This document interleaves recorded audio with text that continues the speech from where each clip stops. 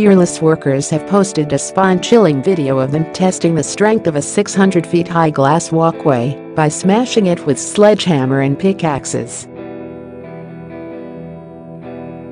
The brave Chinese builders are seen repeatedly pounding away at the new footbridge as the glass starts to shatter beneath their feet.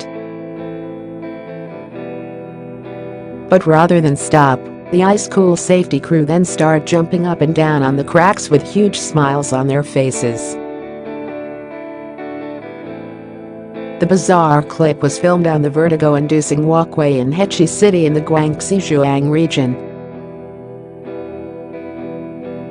China is already home to the longest glass bridge in the world. The 6.5-foot-wide walkway hangs 755 feet above the ground, roughly the height of a 66-story building. But the most thrilling or terrifying feature of the bridge is its swaying sensation.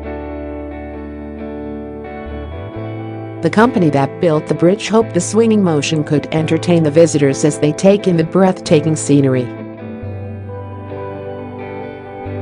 Last year, another glass-bottomed bridge in the Zhangjiajie Grand Canyon was forced to shut just 13 days after it opened due to an overwhelming number of tourists.